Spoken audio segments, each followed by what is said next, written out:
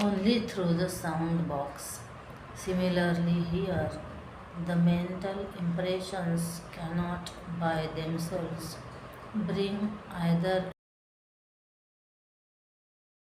they are connected with the external world through the needle point of our egocentric self assertion. The one who lives, as we found in the earlier verse, in perfect equanimity in all conditions, must necessarily come to live in a realm of his own, away from the pleasure and pain of the intellect, the sobs of success and failure of the mind, and the fears of loss and gain in the flesh. To the degree an individual detaches himself from his own body, mind, and intellect, to that degree his ego is dead. Therefore, since the sufferer is no longer available, there cannot be any more fruits of action for him to suffer. When rightly understood, we shall realize during our discussions on this chapter is not the novelty of an original idea.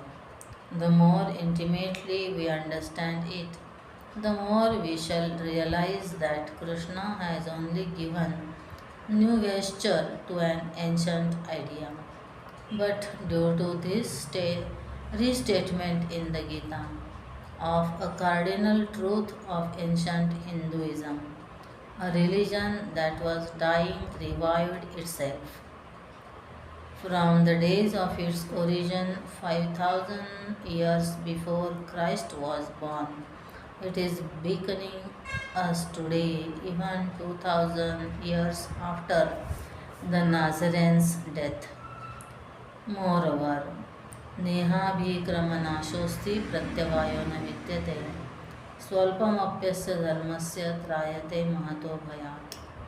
Verse 40.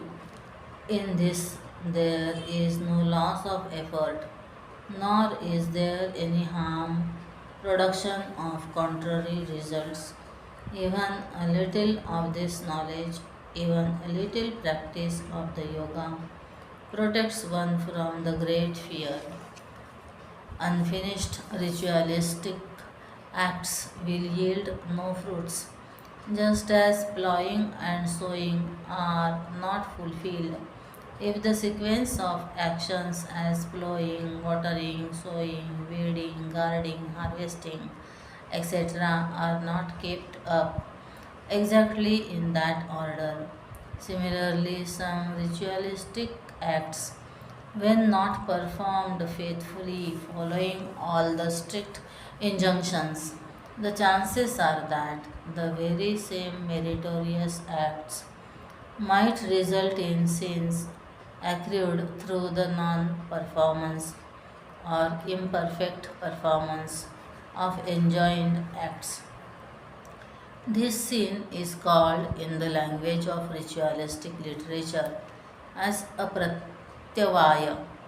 In the material world also, we can find corresponding instances wherein a medicine misused may bring about a calamitous end.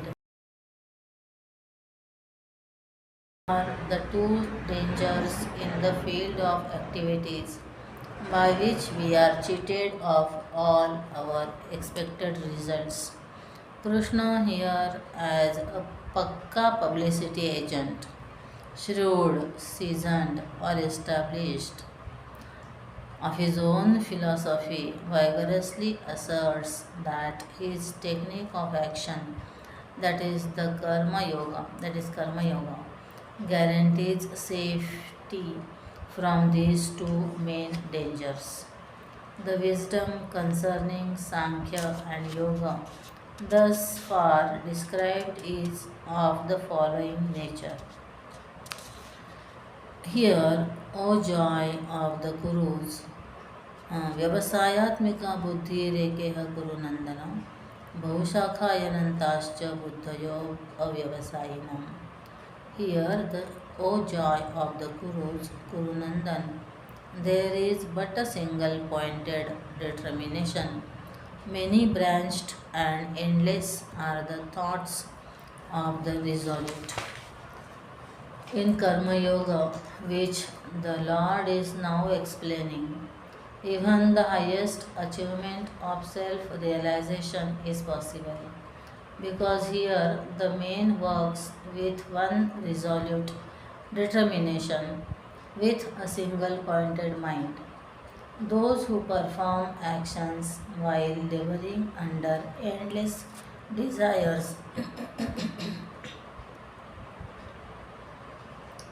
for results get their inner personality disintegrated with a shattered thousand pronged mind. They are not able to consistently apply themselves to any line of action. Therefore, their endeavors invariably end in disastrous failures.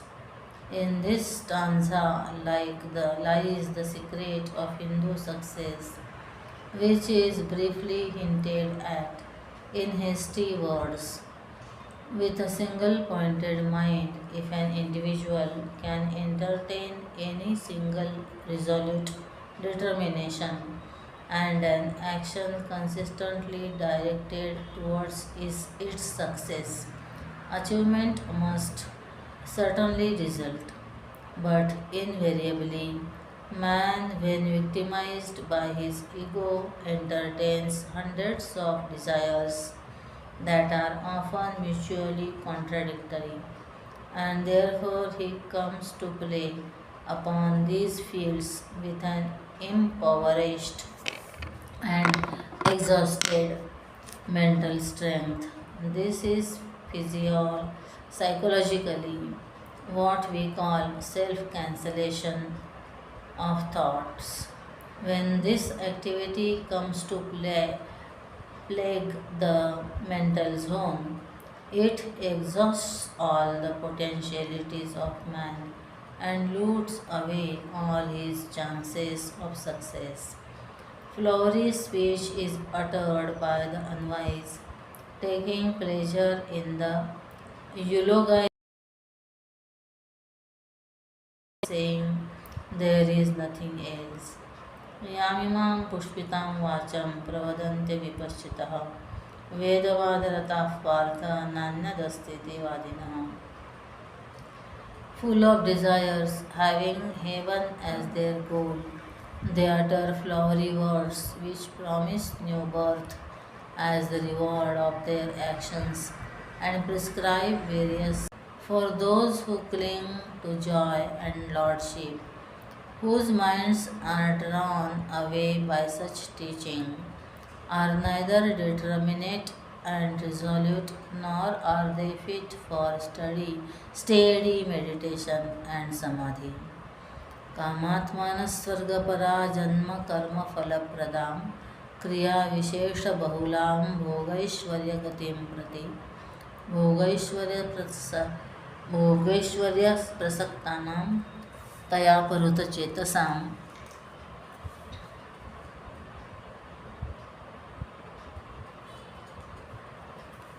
व्यवसायात्मिका बुद्धि समाधौ न विधीयते.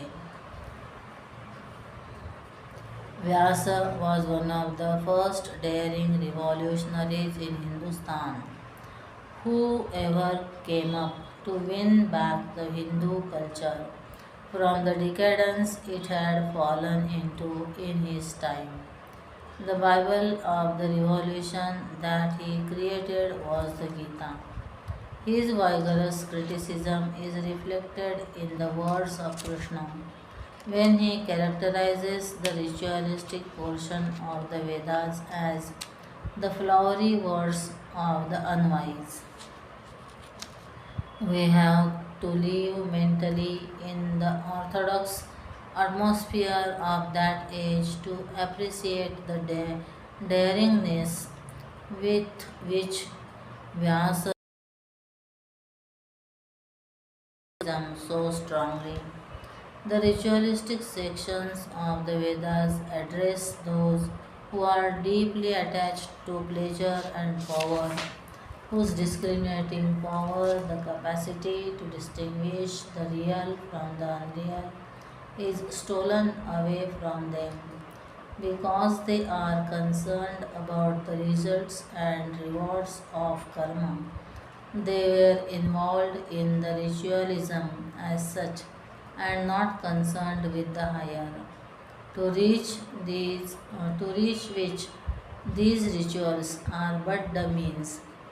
These karmas, which promised the performer a post mortem heavenly existence with supra sensuous carnal pleasures, are to be undertaken and laboriously pursued. In all these activities, man's inner personality has no time or chance to get integrated and evolved. Therefore, from the spiritual standpoint, Vyasa feels that they are methods of important religion. The ritualistic the ritualist gets involved in the means without aspiring for the real goal. Thus, as an expounder of the transcendental and the infinite, Krishna is here laughing at those who mistake the means for the end. The ritualistic portion is the means, and the Vedantic portion, dealing with realization through meditation, is the end. The Karmakanda prepares the mind to single pointedness when it is pursued without specific desires, nishkama. Such a prepared mind alone is fit for steady contemplation over the Upanishadic declarations. The passage is concluded are tossed about by their desires shall never discover any experience of tranquility in their inner life. The Lord now speaks about the result accruing to those lustful persons who are thus wanting, lacking in discrimination. त्रैगुण्य विषय वेदा निस्त्रैगुण्यो भवार्जुन निर्द्वंद्वो नित्यसत्वस्थो निर्योगक्षेम आत्मवान. The Vedas deal with the three attributes. Be you above these three attributes, gunas. O Arjun, free yourself from the pairs of opposites and even remain in the sattva goodness, freed from all thoughts of acquisition and preservation, and be established in the self. The three inseparable gunas always remain in the inner constitution of every living creature in varying proportions. The mind and the intellect are constituted of this triple stuff. To go beyond these three temperaments is literally to go beyond the mind. If there is an alloy constituted and a pot is made of that alloy, then to remove all the tin, the zinc, and the copper from the pot is to destroy the pot completely. Tea is made up of hot water, tea leaves, sugar, and milk.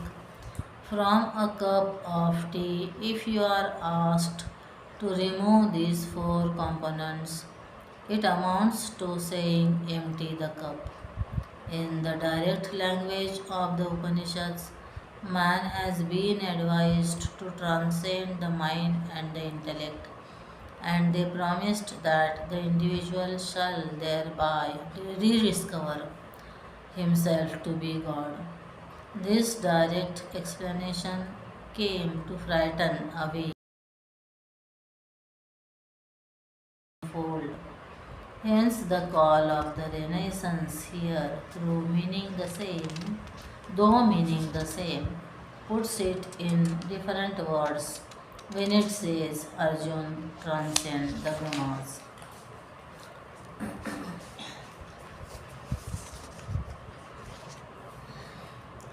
If a medical doctor were to prescribe a medicine which is nowhere in the catalog of any pharmaceutical company in the world and therefore not available in any bazaar, that prescription is certainly useless.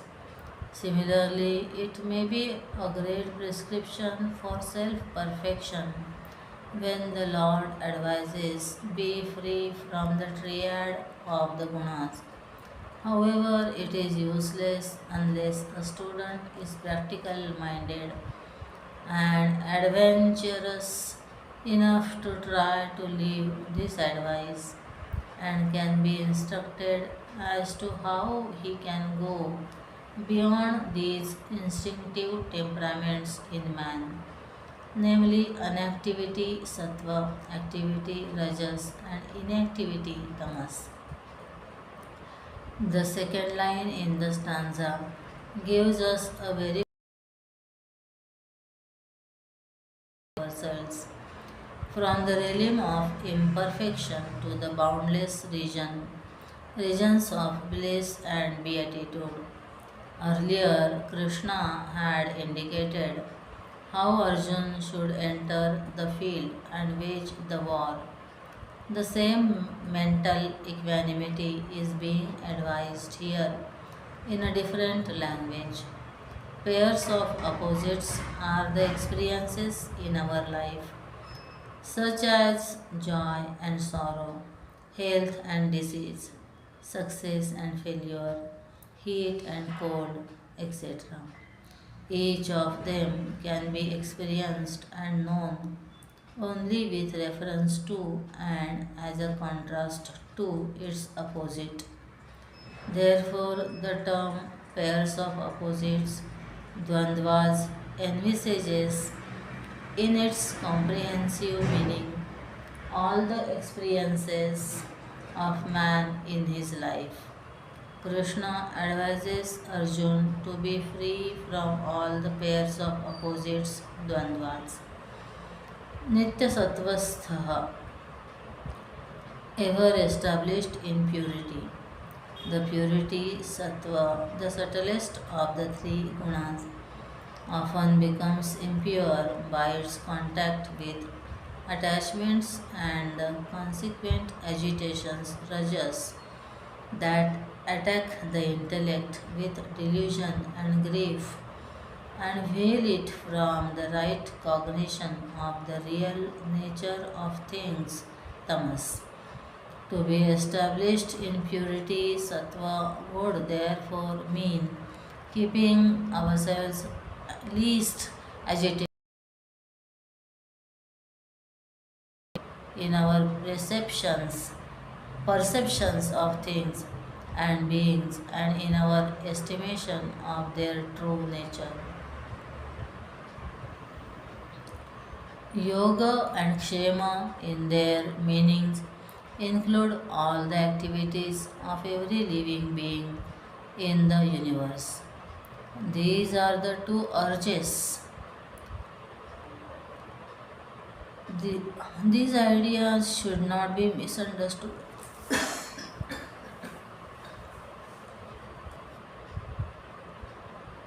and misinterpreted to mean that we, the Hindus, should not strive to embetter our conditions and diligently guard our national wealth, both secular and spiritual, by misreading our scriptures. We only have many a sad crime against our own national responsibilities and social duties. A superficial study of this stanza may give us a delusory concept that Hinduism is a religion of the coward, for the coward, given out by a coward. But historically, it is clear that this assumption is a big lie. As I said earlier, The Gita is to be read against the background of its first chapter.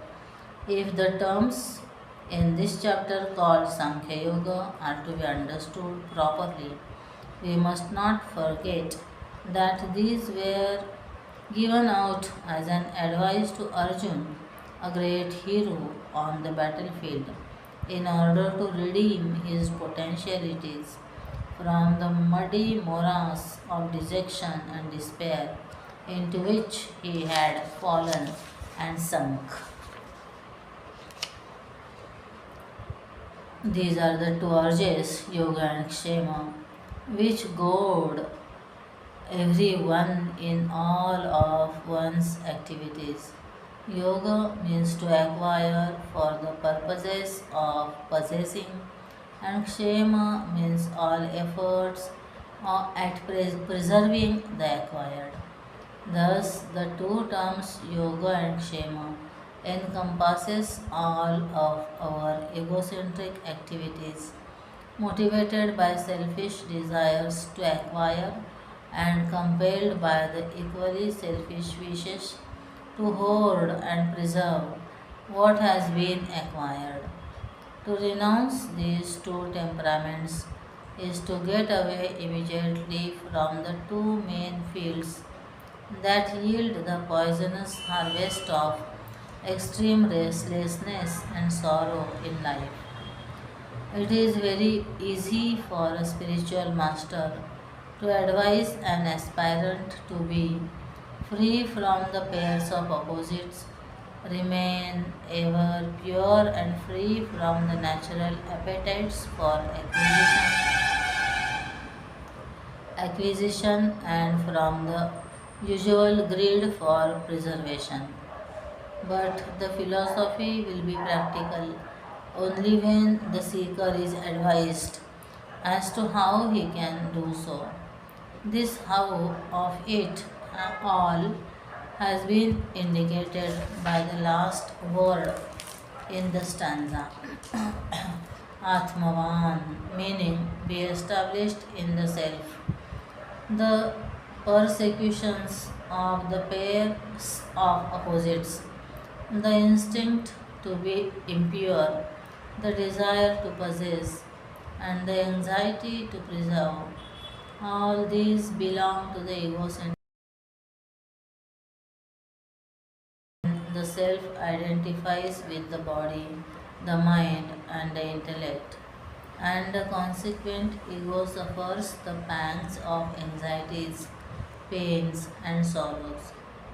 To detach ourselves from these by keeping a constant sense of awareness of our pure divine nature is the path shown in the Gita. When established in the self, the individual ego that is ever pure and free from all anxieties finds itself beyond the experiences of the world. Necessarily, he will be trans gunas. One who is beyond the gunas has no more use of the Veda textbooks. He is the master, therefore, to amend the Vedas or to add to them. He is the master who shall give the divine sanction for these very Vedic declarations.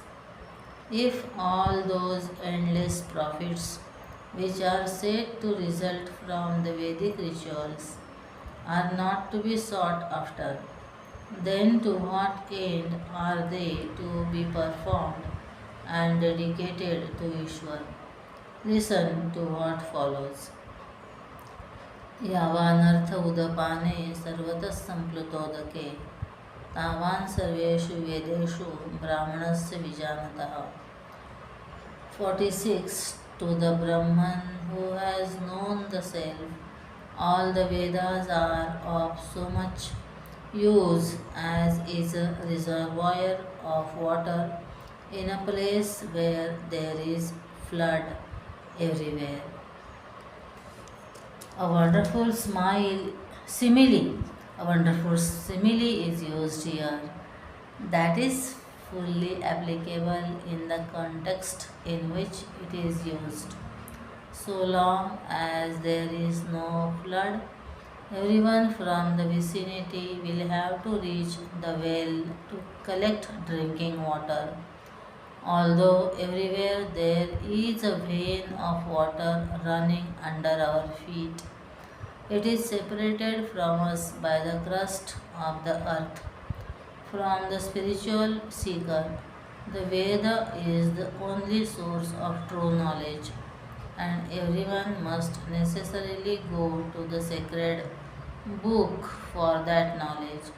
But when the area is flooded with water and the wells and the tanks have disappeared in the spread of the flood, at that time the reservoir of water, which used to be of service, becomes merged in the spread of water that lies all round.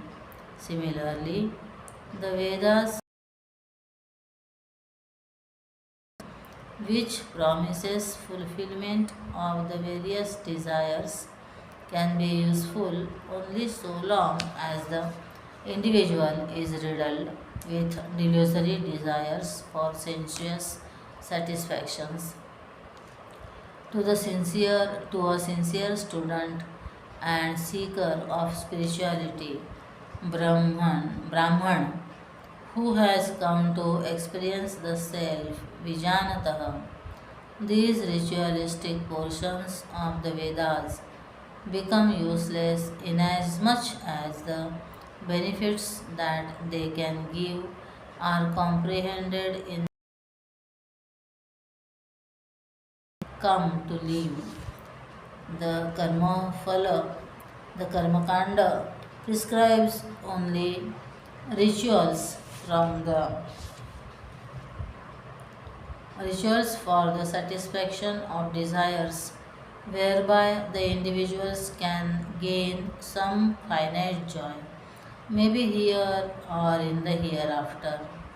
Thus, upon discovering the self within oneself, the seeker comes to experience the infinite bliss of the divine, and all the pleasures derived from the performance of work enjoined in the Vedas are comprehended in the bliss which the realized soul experiences as the very essence of his own self.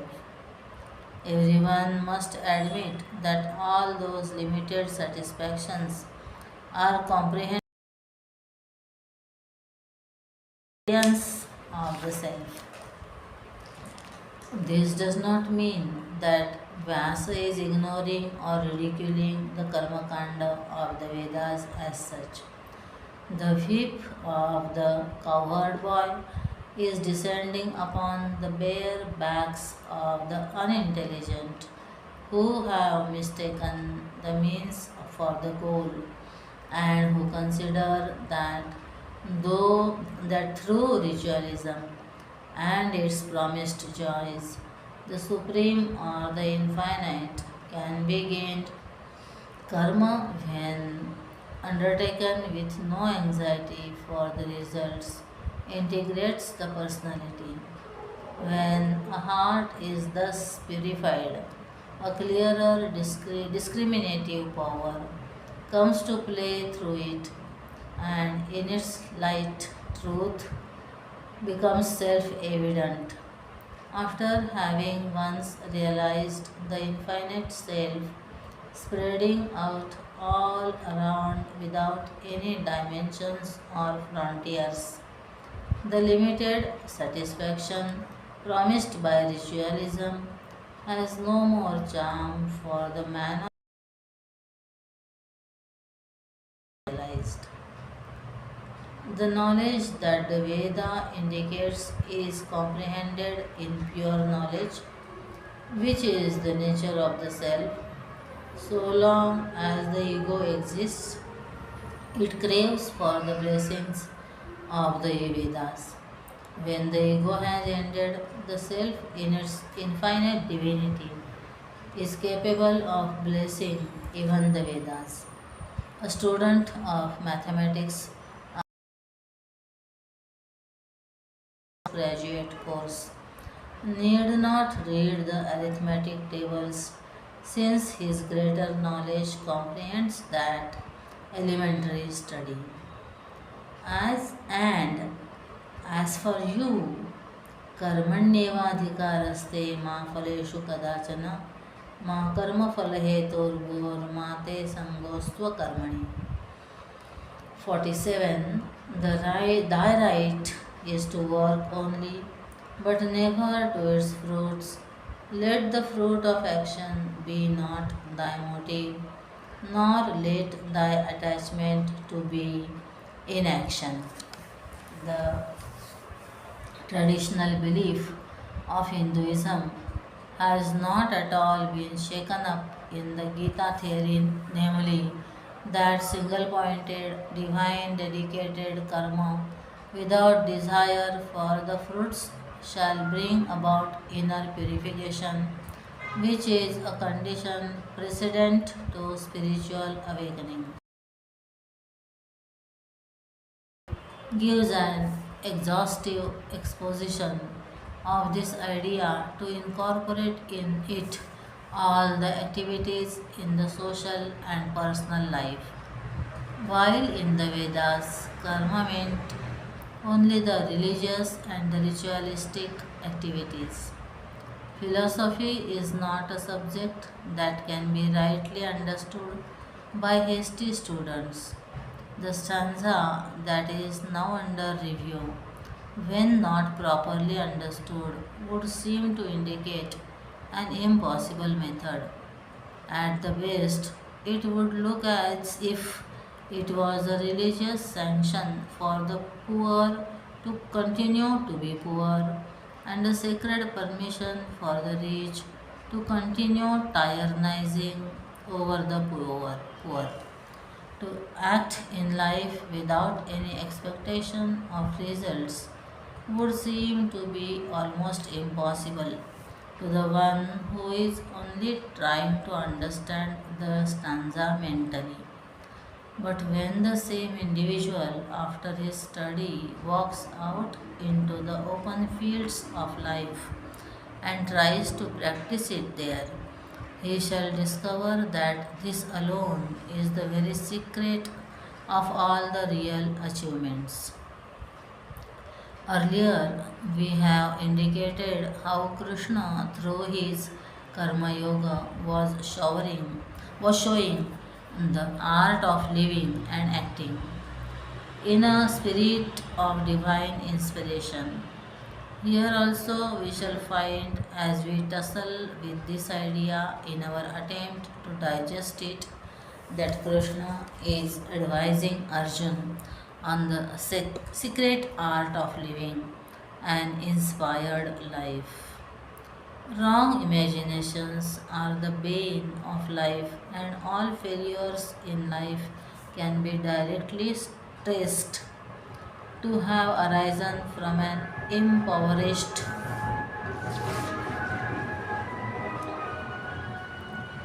mental equanimity that is generally created by unintelligent entertainment of fears regarding possible failures. Almost all of us refuse to undertake great activities while being afraid of failures. Even those who dare to undertake noble endeavors invariably become nervous before they finish them, again due to their inward dissipation. To avoid such wasteful expenditure of mental energy and work with the best that is in us while work undertaken is the secret prescription for the noblest creative inspiration. Such work must always end in a brilliant success. This is the eternal law of activity in the world. The future is always carved out in the present. Tomorrow's harvest depends upon today's plowing and sowing. But in the fear of facing possible dangers to the crops, If a farmer wastes his present chances of thoroughly plowing and carefully sowing at the right time, it is guaranteed that he shall not have any harvest at all. The present moments are to be invested intelligently and well so that we may reap a better time in the future. The past is dead, the future is not yet born. If one becomes unhealthy and inefficient in the present, certainly he has no reason to hope for a great future. This fundamental truth that is very well known and easily comprehended by all is in the language of Gita a simple statement. If success you seek, then never strive with a mind dissipated with anxieties and fears about the fruits. In this connection, it is very interesting to dissect carefully that and discover exactly what the Shastra means when it says fruits of action. In fact, the reward of an action, when we understand it properly, is not anything different from the action itself. An action done in the present, when is conditioned by a future time, appears as the fruit of action. Itself only in its reaction, and the reaction is not anything different from the action. An action performed in terms of a future moment is its reaction. Therefore, to worry over and get ourselves preoccupied with the anxieties for the rewards of actions is to escape from the dynamic present moment and live in a future moment that is not yet born. In short, the Lord's advice here is a call to man not to waste his present moment in fruitless dreams and fears, but to bring out his best from within him and to the present moment and vitally live every moment. The promise is that the future shall take care of itself and shall provide the karma yogin with the achievements that are divine and accomplishments that are supreme. In effect, therefore, Arjun is advised all that is given to you now is to act upon, and having known the cause of action to be a noble one, to bring into the activity all that is best in you, and forget, immerse yourself in the activity. Just an inspired action is sure to bear fruit, and again it has its own reward spiritual. The stanza gives the four injunctions while guiding us to be true workers. A real karma yogin, his concern is with action alone. He has no concern with results. He should not entertain the motive of gaining a fixed specific fruit for a given action. And these ideas do not mean that he should sit back courting inaction. In short, the advice is to make the worker release himself from all of his mental preoccupations and thus through work make forgetfulness. The work itself is the reward. He gets himself drunk with the joy and satisfaction of a noble work done. The work is the means, the higher self experience alone is the goal divine. By thus reacting readily to all external challenges with his devoted attention upon him, one can find peace easily. A bosom thus purged out of its existing vasana bondages is, to that extent, considered to be better purified for the purposes of meditation and the final Vedantic realization of the infinite glory of the self. If a man should not perform work prompted by desires for their result, is as follows. योगस्थ कुरु कर्माणि संगम त्यक्त्वा धनंजय सिद्ध सिद्ध्योस्तमो भूत्वा समत्वम योग उच्यते. If a man should not perform 48, this is 48th verse. Perform action, O Dhananjay, abandoning attachment, being steadfast in yoga and balanced in success and failure. Evenness of mind is called yoga. From this stanza onwards, we have an exhaustive discussion on the technique of Karma Yoga as conceived by Krishna in his doctrine of action and expounded upon in Vyasa's Geeta.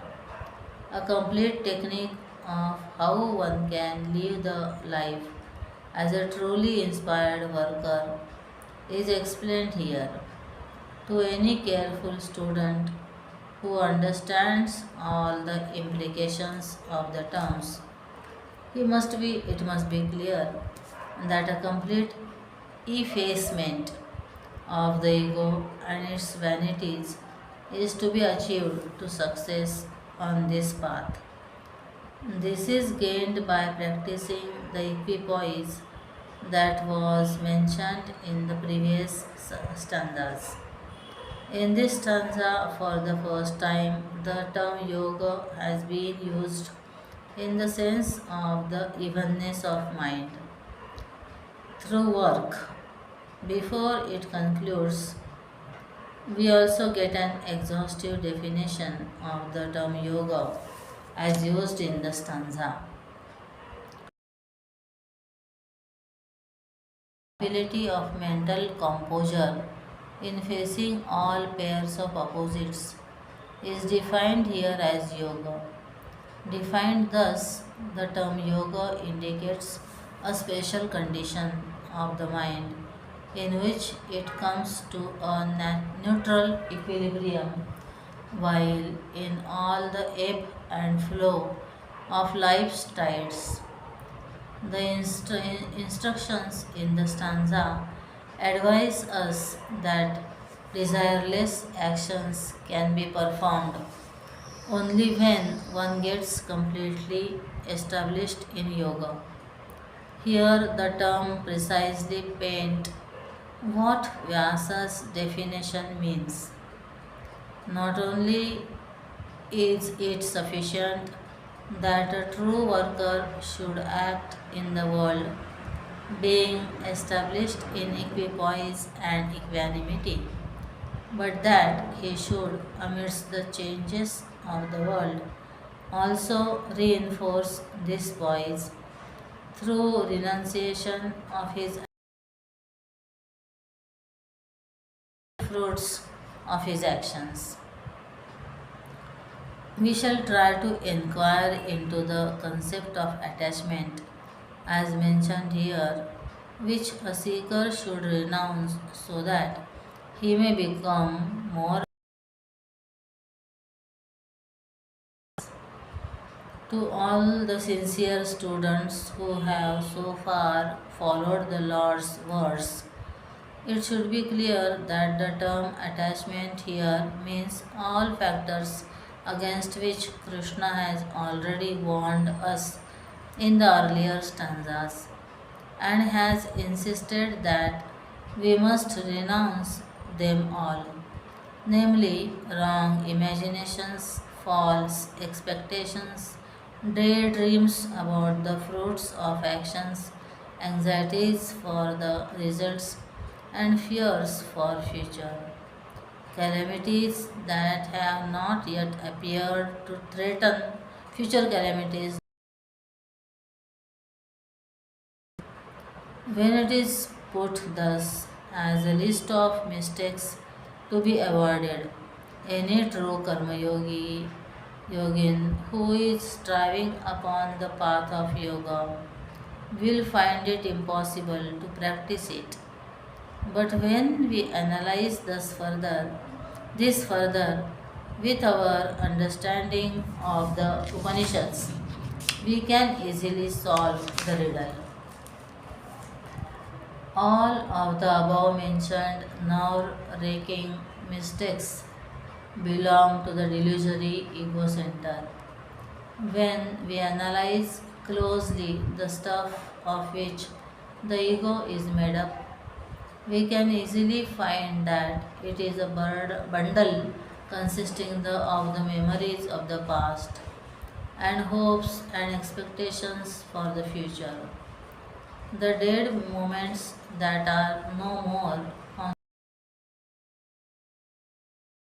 gone and does not yet belong to us. To live in the ego, therefore, is to live either in the burial grounds of dead moments or in the womb of time where the unborn future now rests. By indulging in all of these preoccupations, we lose the immediate moments given to us to act upon, to strive, to earn, and to achieve.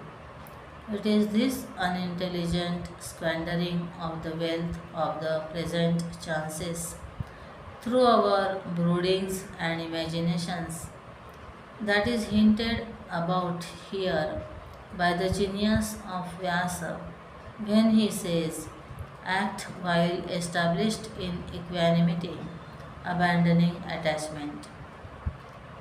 Thus, in complete self forgetfulness, to get intoxicated with the activities undertaken in the present is to live vitally, fully, and entirely with all the best that is in us.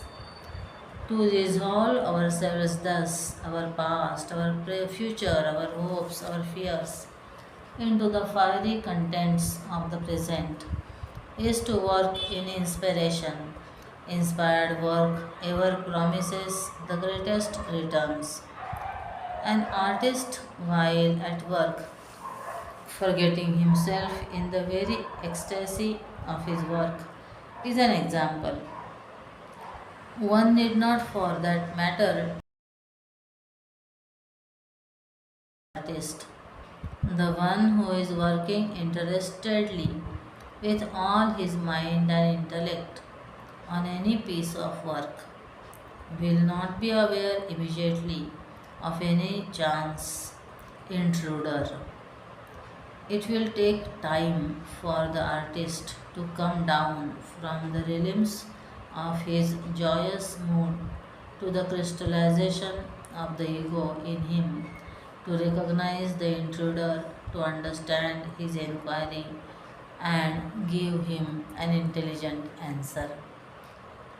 In all inspired activities, the worker forgets himself in the work that he is doing.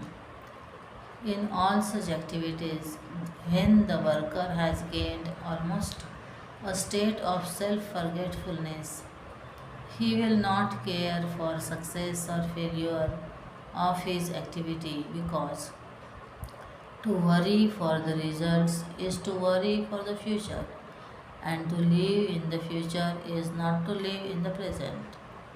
Inspiration is the joyous content of thrilled ecstasy of each immediate moment. It is said that this content of a moment in itself is the entire infinite bliss. Established thus in equanimity upon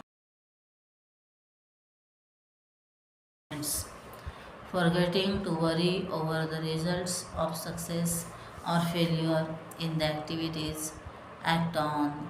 Says yoga means to work thus with equipoise in all situations. In comparison with action thus performed with evenness of mind, Krishna declares, Far lower than the yoga of wisdom is action. O Dhananjay, seek thou refuge in wisdom. Wretched are they whose motive is the fruit. Verse number 49. दूरेण ह्यवरं कर्म बुद्धियोगात् धनञ्जय बुद्धौ शरणमन्विच्छ कृपणाः फलहेतवः. Work done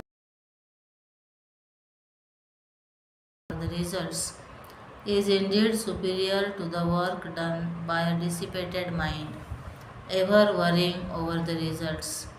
Here, the term Buddhi Yoga has tickled some commentators to discover in it a special yoga as advised by the Gita. I personally think that is too much of a labored theory. Buddhi, as defined in the Upanishads, is the determining factor in the inner equipment. Nishayatmika is intellect, Samshayatmika is mind. Thus, when the thought flow is in a state of flux and agitated, it is called the mind. When it is single pointed, calm, and serene in its own determination, it is called the intellect. Thus, Buddhi Yoga means to be established in devotion to the intellect, being steady in our conviction, with your mind perfectly under the control of your discriminative intellect, to live thus as a master of your inner and outer world is called Buddhi Yoga. Buddhi Yoga. In Buddhi Yoga, we pursue our duties without ever losing sight of our ultimate goal in life. Upon analyzing the meaning of the stanza in terms of what we have already seen regarding the split personality and its cure through vasana purgation, we may interpret Buddhi Yoga as an individual's attempt to live and act from the zone of the intellect, which freely controls the mind's functions and generally receives faithful obedience from the mind.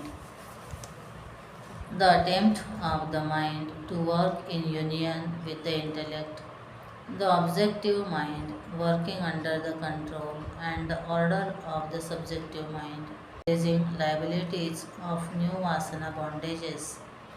The individual gains a release from the mental congestion created by the existing vasanas.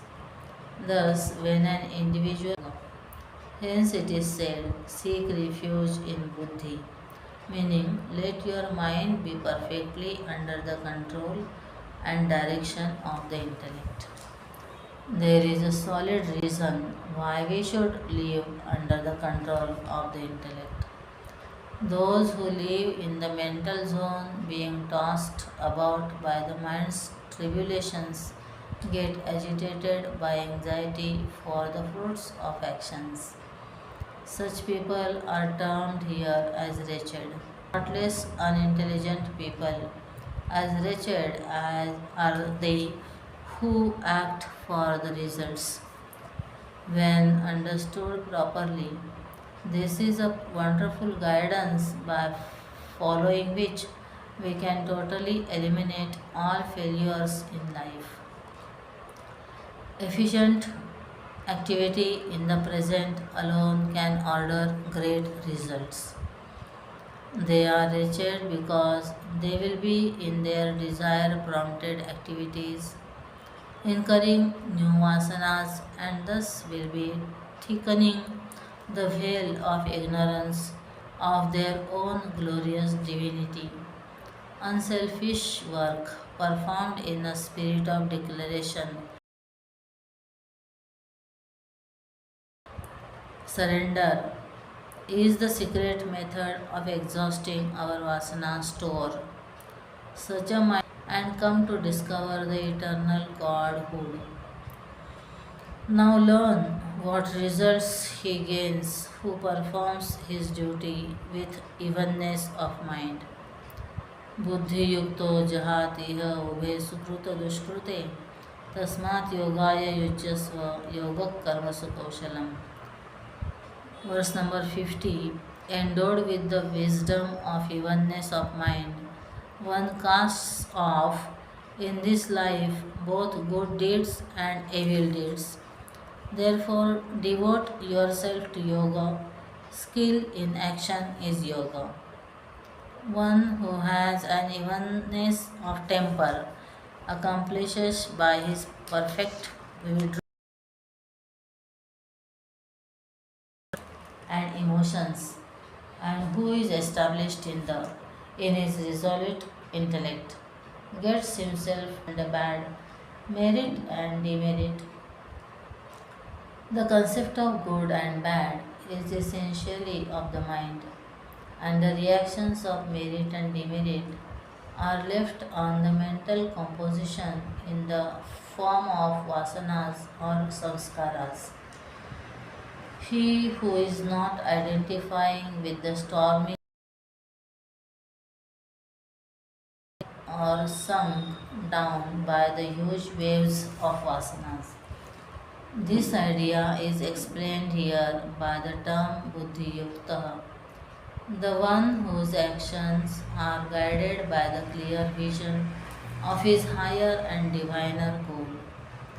The Gita throughout this section is sincerely calling upon man not to live on the outskirts of his personality, which are constituted of the worlds of sense objects, the physical body and the mind, but to enter into the realm of the intellect and from there to assert his natural manliness.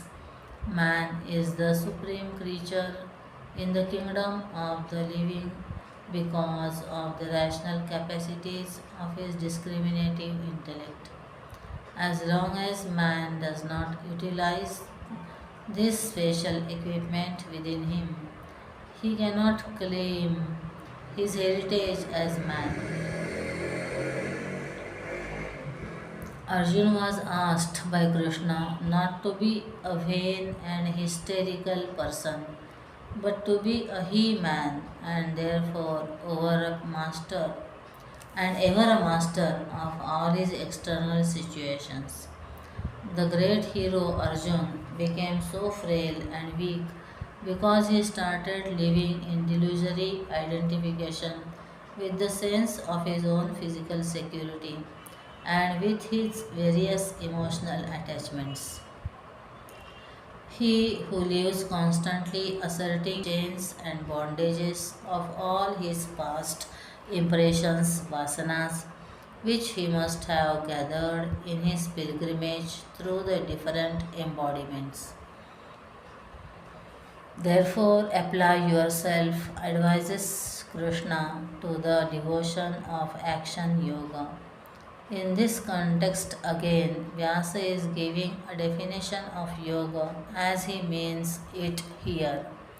Earlier, he had already explained that evenness of mind is yoga. Now, he rewrites the same definition more comprehensively and says yoga is dexterity in action. In a science book, if the very same term is defined differently in every chapter, it would bring about confusion in its understanding. How is it then that in the science of religion we find different definitions of the same term? This riddle solves itself as soon as we carefully attempt an intimate understanding of the definition.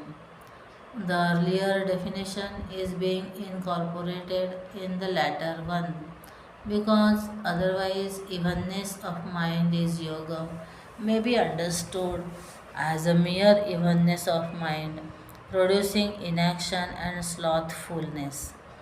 In this definition, such a misunderstanding is completely removed, and thus Karma Yoga, as indicated in the All comprehensive meaning implied herein indicates the art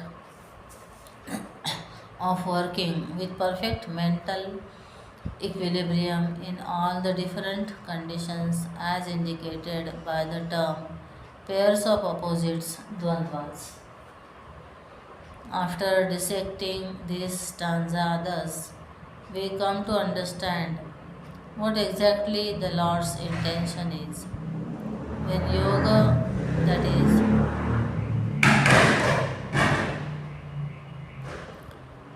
the art of working without desire, is pursued, the karma yogin becomes detached from all of the existing vasanas within himself, both the good and the bad. The vasana pressure in an individual causes restlessness within. The inner equipment that has become peaceful and serene is called the pure antakaran, which is an unavoidable prerequisite for consistent discriminative self application in meditation. Thus, our actions, when properly pursued, the ultimate end of realizing the self through meditation with a pure mind. We have here yet another example of Vyasa using the frightening word yoga in a tamer context in order to make his society of that time feel at ease with it. कर्मजं बुद्धियुक्ता हि फलं त्यक्त्वा मनीषिणः जन्मबन्धविनिर्मुक्ताः पदं गच्छन्त्यनामयम्.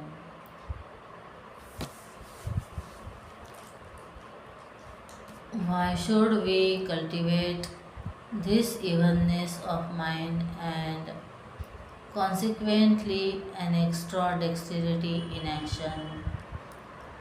Verse number 51. The wise, possessed of knowledge, having abandoned the fruits of their actions, freed from the fetters of birth, go to the state which is beyond all evil.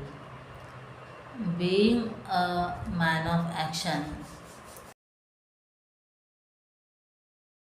having not yet developed any blind faith in Lord Krishna's divine potentialities, Arjun still questions mentally, and the Lord, anticipating his doubt, and explains here why a man of true devotion to work of mind strive to achieve. The wise, meaning those who know the art of true living, undertake all work, maintaining in themselves the full evenness of the mind, and thus abandon all anxieties for the fruits of their actions. These two conditions under which the wise ones work bring out fully the picture of an individual who acts upon renouncing both the ego and the ego motivated desires. By identified with the agitations of the mind, the ego is born. The ego, so born, gets riddled with desires as it gets anxious for the fruits of action. When one works with neither the ego nor desires, one achieves vasana purgation. This is possible only when one always has the higher goal in view. यदा ते मोहकलिलं बुद्धिर्व्यतितरिष्यति तदा गन्तासि निर्वेदं श्रोतव्यस्य श्रुतस्य च. Verse number 52. When your intellect crosses beyond the mire of delusion, then and what is yet to be heard. When the intellect crosses over the jumble of delusion and it sloughs off its delusions. The stanza here assures Arjun that it will develop disgust for all that is actually heard and for that, what is yet to be heard. Here, the term what is yet to be heard must be understood as a representative term that is standing for all sense experienced. Naturally so, when the intellect becomes purer, it loses all its erstwhile charm for sense experiences, namely, what it had before and what it may gain in the future. Essentially, godly and divine, the spiritual consciousness seems to fall under a self delusion. When analyzed, it becomes perfectly evident as to its effects. This cause of delusion is conceived of as the describable power, as indescribable power called Maya, like unmanifest electricity. Maya, as such, is not perceptible except in its different manifestations. It is a phenomenon that can be truly estimated and accounted for through its varied expressions. Upon observing and analyzing the effects of Maya within the institution of all individualized and embodied souls, the Vedantic masters have beautifully concluded that it comes to play in two distinct modes of expression at two different layers of the human personality. Thus, at the intellectual level, it expresses itself as a film of doubt and hesitation in its understanding or experiencing of the self in us. This expression, Maya, is coined by the masters to mean the veiling power, Avarana Shakti. Due to this mist of ignorance that envelops the intellect when it is unconscious of the spiritual reality behind it, the mind starts projecting the world of the not self and superimposes upon it two firm ideas that it is true, Satyatva, and I am nothing other than the projected world, Atma Buddhi. This is Maya's expression as the projecting power, Vikshepa Shakti. In this stanza, it is said that once the intellect in us is purified through the art of steady work called devotion through work, it becomes possible for it to peep over the veil of ignorance that separates it from the splendor of the sloughs of its delusions. It goes beyond its attachment for the charms of the sensuous world. But before this happens, the intellect, being ignorant of its spiritual destiny, struggles to fulfill itself and then surges forward, seeking satisfaction amongst the finite sense objects of the world. When the intellect discovers in itself a capacity to pierce through the dreary veil of ignorance, it comes to live its own real nature of bliss infinite. Each fleeting joy in the sense world only sharpens its appetite for the infinite bliss, which is its real nature. To the extent that the clouds have moved and the sun has emerged, to that extent he who is warming himself up at the fireside moves away from that fireplace and walks into the openness to bask in the all enveloping warmth of the blazing sun. Similarly, to the extent that the illusion of ignorance melts away in an integrated intellect, To that extent, its wandering.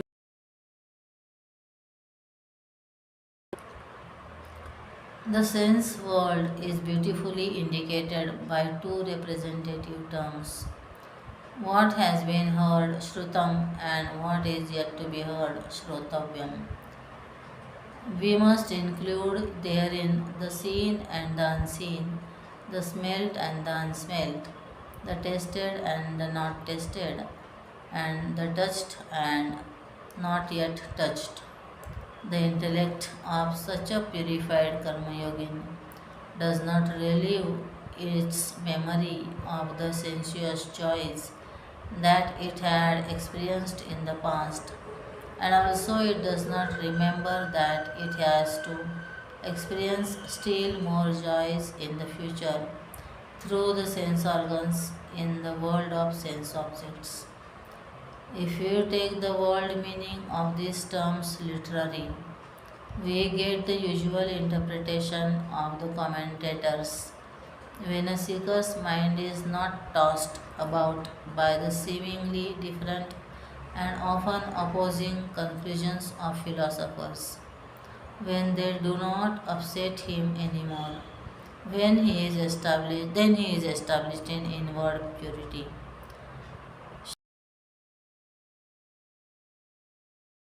You may now ask, when shall I attain the true conviction of the self? Will it be after crossing beyond the veil of ignorance and obtain wisdom through the discrimination of the self and the not self? Listen. श्रुतिभिः प्रतिपन्ना ते यदा स्थास्यति निश्चला समाधावचला बुद्धिस्तदा योगमवाप्स्यसि. Verse number 53. Perplexed by what you have heard, shall stand immovable and steady in the self. Then you shall attain self realization. When one's intellect comes to a steady equipoise and it's undisturbed by any of the experiences that each one through the five great archways of knowledge, then one is considered as having attained yoga. The mind gets agitated mainly due to the flooding in of the ever new rush of stimuli from the outer world. Sense organs are the antennae through which the world's tickling signals creep in and disturb the mental pool. One is considered as having attained yoga only when one, even in the midst of enjoying sensuous pleasures, and while the sense organs are letting in a flood of stimuli, does not get at all disturbed. This idea is better developed and exhaustively dealt with later in the chapter, when Krishna enumerates the visible qualities and the perceptible signs of one established in wisdom, Sthita Prajna. The discussion done so far makes Arjun so interested that he is now no more under the influence of his hysteria. He has come to forget his dejection and sorrow and is now taking an active interest in Krishna's exposition. He could not control himself from expressing his sincere inquiry as to what exactly is the nature of such a perfected one who is beyond the storms of sensuousness. The question evidently shows that though Arjun's intellect had somehow come to appreciate Krishna's theory, something within him was not quite ready yet to accept it fully. Linking up this stanza with the next one, Shankara says, anxious to know the characteristic features of the one who is Intellect has come to equipoise. He asks this question as soon as he gets a chance to interrogate. Arjun said, Arjun